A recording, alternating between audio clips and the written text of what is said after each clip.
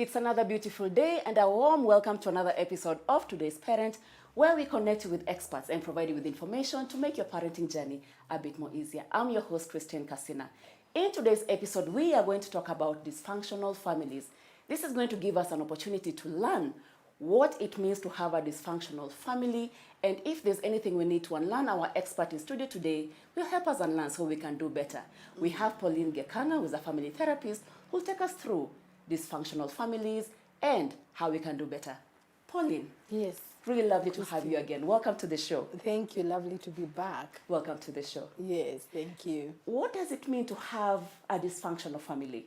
A dysfunctional family. Dysfunctional families are families where, first of all, paramount, the conflict is the everyday thing.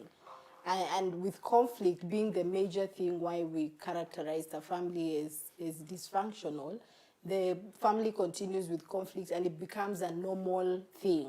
Right. Yes. So number one, a dysfunctional family, there's conflict almost throughout in the home. Yes. And this becomes a norm and it becomes acceptable to everybody that this is our norm. This is which our it norm. shouldn't be. Yes, which should it be? Of course, other characteristics inside the dysfunctional families would be abuse. You know, a lot of abuse. We know abuse will definitely come out of conflict, and so there's emotional abuse, there's even sexual abuse.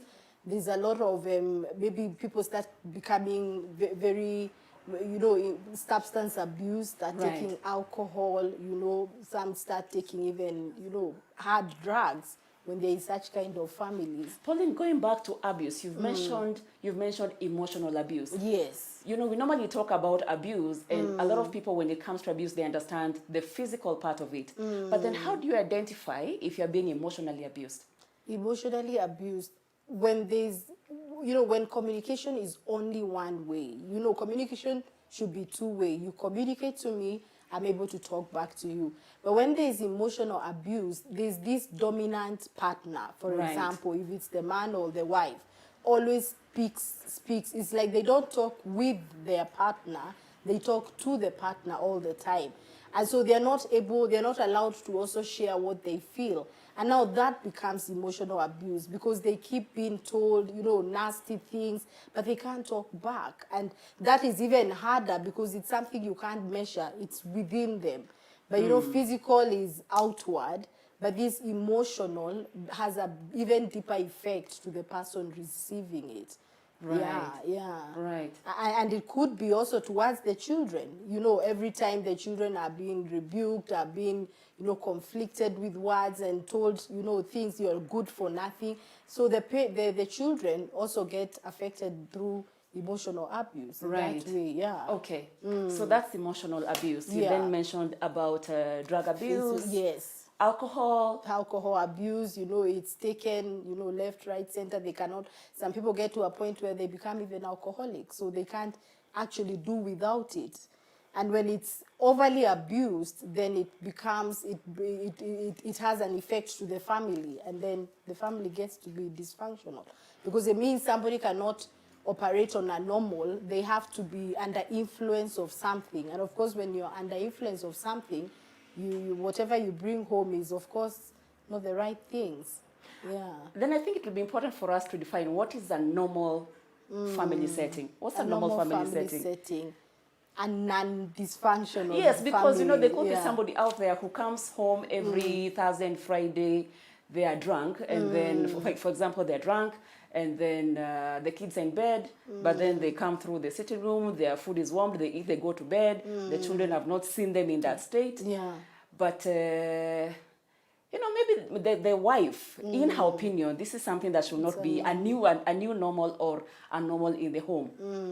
How then do you differentiate that whatever is happening in this home, this is okay and this is not okay? Going back to what is normal in a normal family. In a normal family. We all know a family is the basic unit of society. So a family is the place where members of that family or livelihood get a sense of belonging. A sense of belonging. Yeah, there's a sense of belonging in a family, in a functional family. It's a place of love. You know, a place of love means it's not a place of heart. So it's a place where somebody wants to run to when they want. It's again a place of safety. You know, a home is a place of safety. When somebody comes home under influence of, for example, alcohol, you've had children who ran to the bedroom. So it means there's no safety for them. I don't want to be up when my dad is coming. Yeah. Or even it could be their mother. I mean, I don't want to see my mom in that state. So there's no safety for them. They do not feel safe around even their own parents. So a functional home is a place where there's a sense of belonging. Right. There's a sense of love. You feel there's love around. Okay. And safety, yeah. You know, I'll stop you there. When you talk about, we throw the word around, love. Love. Love, love, love. In the context of family, what is love? How does a parent express love to a child? Love. Love is a feeling. And again, it's also a doing thing. You know, we do love. Whatever would be done to you and you feel accepted. Right. Yes, is what love is. I mean, I keep saying it's a doing word. Of course, love is a feeling, but it's also a doing. It's a verb. Yeah, it's a verb. It's what we do that makes us feel like, I mean, we all, even small children, will know, will even pick when they are small children who cannot even talk, when someone holds them and they feel, we can sense yes, they can when pick there's that energy love. or They vibe. can pick it. They Yeah, can. the positiveness. They can. So yeah, so the love is what we do to others for them to feel accepted. All right. Yeah. How about, you know, sexual deviant behaviors in the home? Can they be a characteristic of a dysfunctional family? Absolutely, yeah. So you find that we find that there are spouses also who have, issues of dysfunctionality when it comes to sex, where there's sexual abuse. You know, we've had spouses who say that I was raped. You know, I'm not. It should be. You know, we know sex should be something we like to do. It's something that spouses need to do. It's a conjugal right for both of them. But now when it comes when it's not something that has been functioned, it's not something that they have agreed on, right, then a spouse feels raped. That is an abuse. That's sexual abuse. We've had also families who live together, and they are maybe, especially in the African context, we've seen families where relatives live within the home, and maybe there are young children who live in there, and then you hear, we've had cases of uncles, you know, even of fathers abusing their own children. Yeah. So there's also, that's a cause of dysfunctionality in right, homes, yes. Okay. There could be a parent watching right now wondering, am I a dysfunctional parent? Is what I'm doing normal, or is it not? What are the behaviors that a parent could be doing that then contributes to a family being dysfunctional? Being dysfunctional. We've talked about alcoholism. What other pointers can you share? Yeah, when parents are not present in a home, you know, like all the time they're out there, and probably they have people who help at home, like maybe a house help, a house manager or somebody. It means that the children are not growing up with the people they are primary caregivers. I mean, parents are the primary caregivers of their own children. And so when they are not playing that role, that is dysfunctional. That's not a functional home, because right, it's an outer person who is bringing up that family. Of course, parents who are always always having, you know, everything they do is bashing their children. Most of the time, you'll find parents bashing their children because they are feeling like they have no, it's like covering up. So you want to be good, but because you've lost so much time, you find all they are doing with their children is they can't have, you know, good vibes with their children. Okay. So they are angry from within, and you can only give what you have. And so that's dysfunctional. So they talk down to the child. Exactly. How do you differentiate as a parent when you are talking down to your child and disciplining your child? Discipline. Now, I always say, most of the time we think we are disciplining, but we call it beating. I don't know whether you have had parents say, I really beat my child. You know, I was beating them. You guys come here, I'll beat you. Now, we need to differentiate. Discipline is not the same as beating.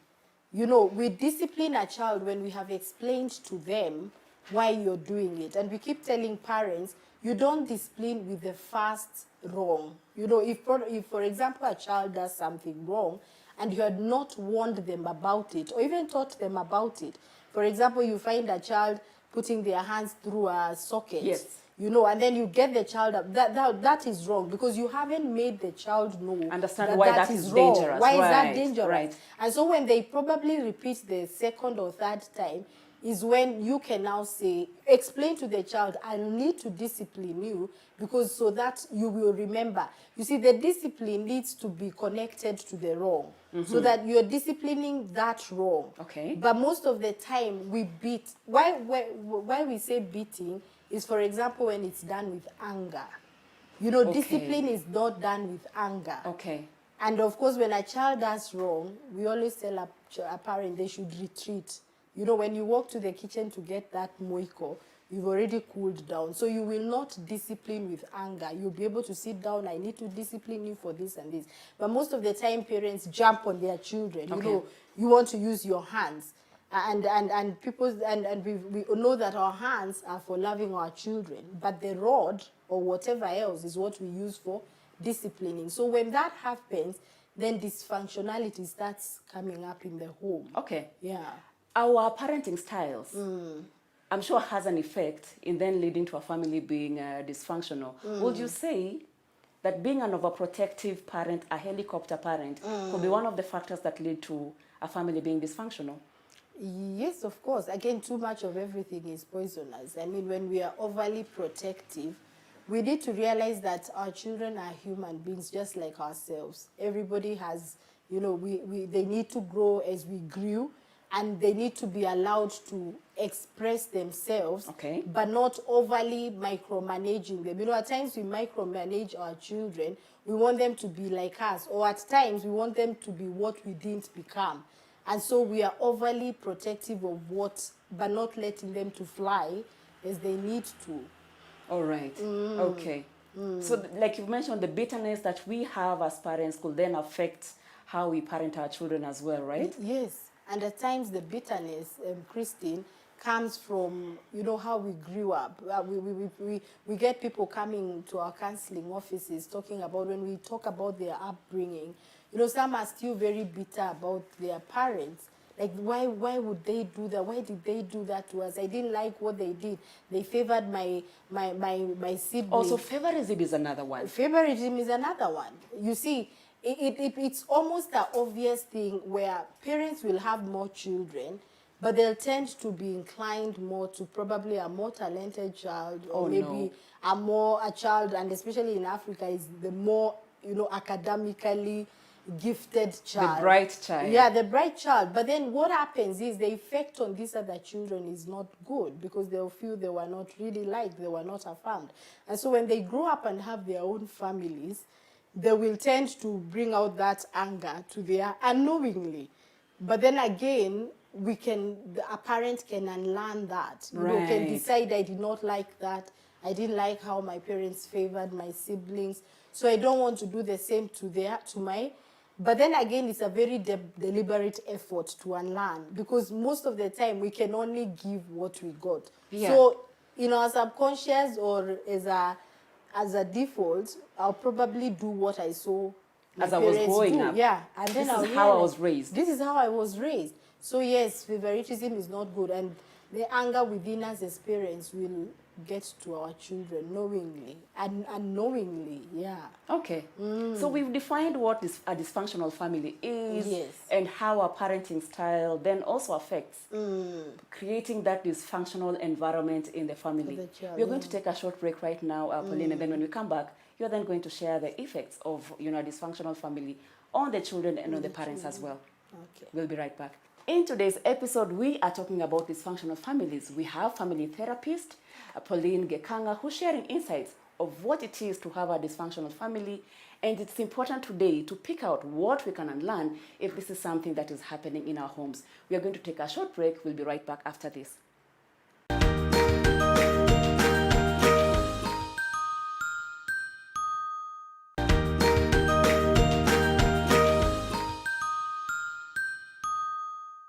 Welcome back to today's episode of Today's Parent, where we are talking about dysfunctional families. In studio today, we have Pauline Gekanga, who's a family therapist, sharing insights of what to look out for to then decide if your family, probably you know there's something that is off, that should not be your normal. if there's conflict all the time, there's strife all the time in your family, Pauline is sharing pointers on how we can move away from having a dysfunctional family. Pauline, Yes. you're back from the break. Give us an understanding of what are the effects of a dysfunctional family on a child first, even before we get to a young adult. What are the effects of a dysfunctional family to a child? Now, a child who grows up in a dysfunctional home, you know, seeing all the negativity in the family, first of all, grows up as an anxious person. You know, they're always anxious, like, what Right. next? What will happen? They're not settled. Others grow up, another effect is they grow up with mistrust. Before you go to mistrust, what does the anxiety do to the child? The anxiety causes a lot of instability in the child. So the child will be at school, you know, they're not stable. So emotionally unstable. Emotionally unstable or yeah. unstable. Yeah. They are not able to, others have issues concentrating at school because they don't know what next in the evening. You know, I've gone home, everything is fine. Will my parents fight again in the evening? You know, will my dad come making all the noise? Will my mom come from work? So they are anxious. They don't want evening to come. So a lot of emotional instability goes within the child. Okay. Yes. Another thing is, another effect, negative effect on a child in a dysfunctional home is mistrust.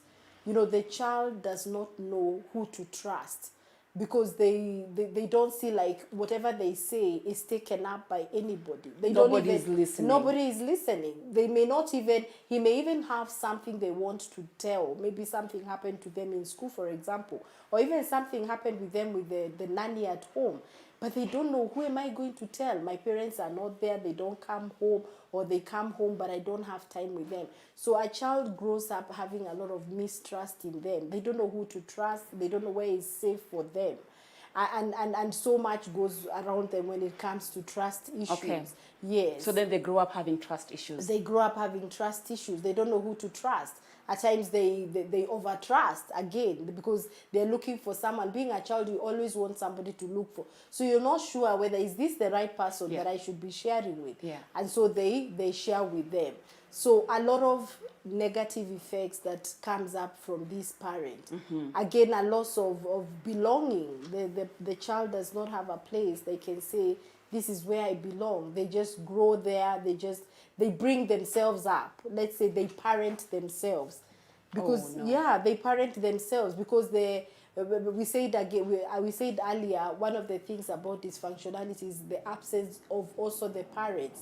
Because you see, the parents also want to be more away because each of the parents also doesn't want to come be that home setting. Exactly. So it's a whole circle of, so the parent, the child comes and doesn't know where they belong. And then you found children who say that they plan everything for themselves. You have seen children going to school without even a snack. And so they go to school and start, you know, stealing other children's snacks. But nobody took care of them. Nobody knew our children need this and this. And so that child brings themselves up, which is a negative effect. Pauline, we've touched on the effect of a dysfunctional family on young children. How about young adults? How does it affect them? Young adults on dysfunctional, like I mentioned, like those in, you know, those in high school and then those going to campus, those in campus, they'll look for sense of belonging in their peers.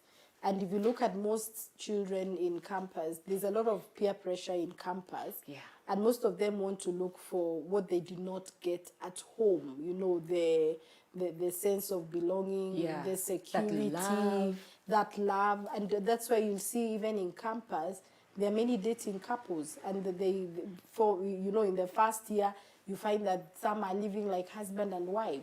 They just want people who appreciate them. Unfortunately, it's not it's a lot of infatuation going around there. It's not people who are committed.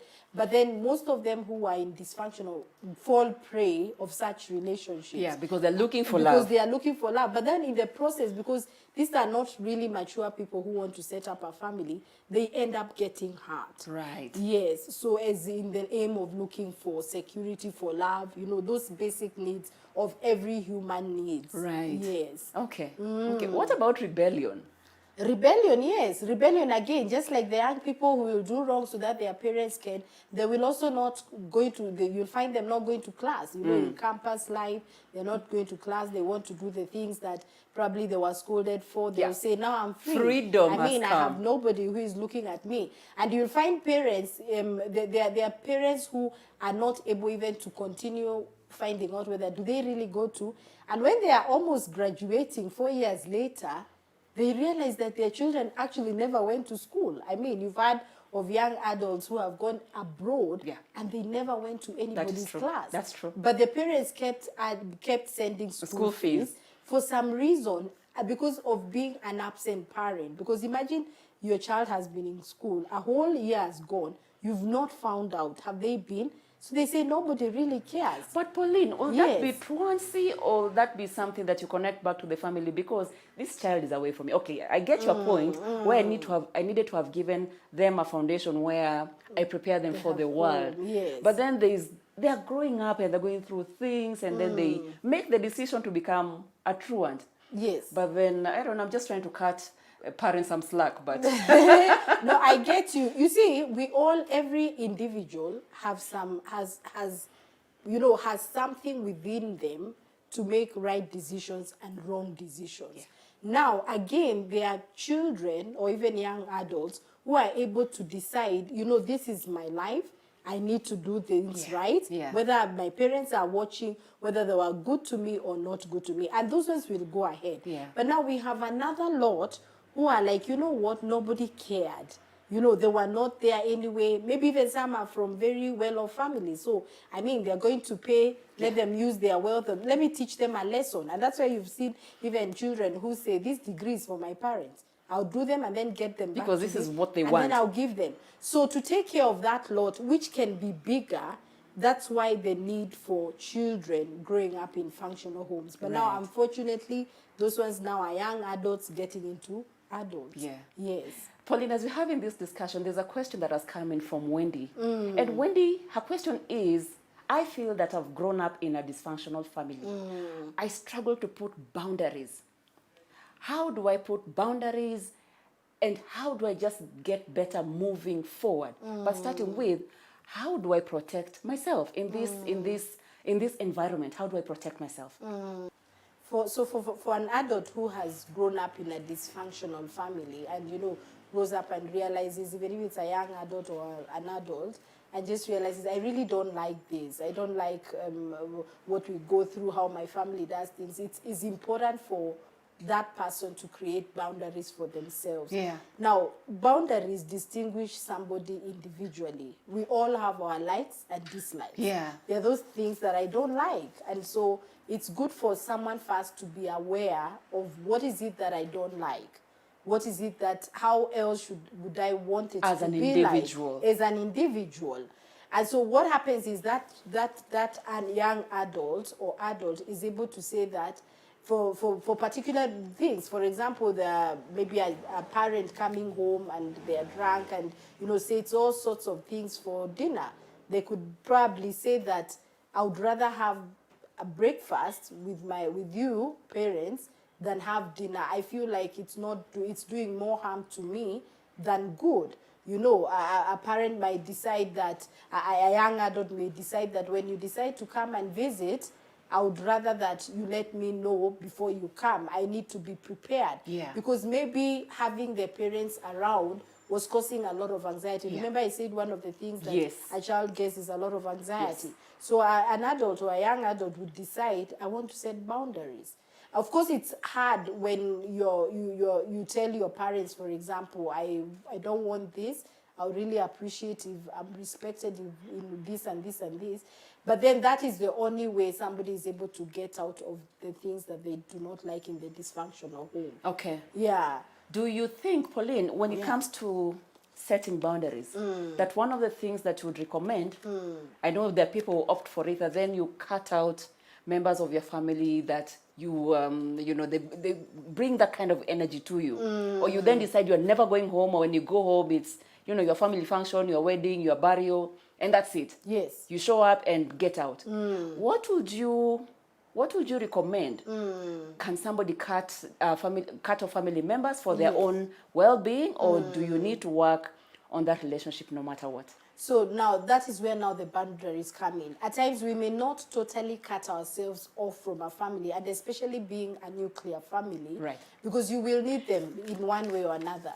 So what you do is for you to know, when can I go, when should I not go? I mean, it's not in every function, for example, you need to go. It's not for everything that you need to confirm with them. Can I do this? You know, many times we become, being in a dysfunctional families, at times you can also become overly dependent. So you may decide, I'll not keep asking, should I do this, should I do this? Now I have a mind of my own, I'll be doing what I think is right to do, but not necessarily asking from my family, which I feel has not been functional enough for me. So cutting off, unless it is, for example, a relative who probably is within the family itself, you'd maybe say, no, I don't want this relationship. That is fine. But from the nuclear family or the basic, your father, mother, siblings, you may not entirely cut off, but you will put in your boundaries in how far do I relate with them. And of course, going out for help. There's always counseling to help us. It's always case by case, Christine, to be able to be helped, to be able to grow up and come out from whatever effects the dysfunctional home brought to them. Thank you, Pauline. Okay. It was a pleasure having you. It's a pleasure. And with that, we come to the end of today's episode of Today's Parent, where we talked about dysfunctional families. If there's anything you've watched today and learned and you'd want to unlearn, this is a good time, because children thrive in an environment where there is love, they're accepted, and for whatever they are, that they know beyond anything, mom and dad will always be there for them. So let's create that environment where our children will thrive. I have been your host, Christine Kasina, and we had in studio Pauline Gekanga. If you want us to connect you to Pauline, send us an SMS and we'll find a way to connect you to Pauline. We've been here in studio at Little Cribs, the home of exciting kids furniture that are also durable and affordable. We thank you so much for your time, and we look forward to having you next time. Thank you for watching.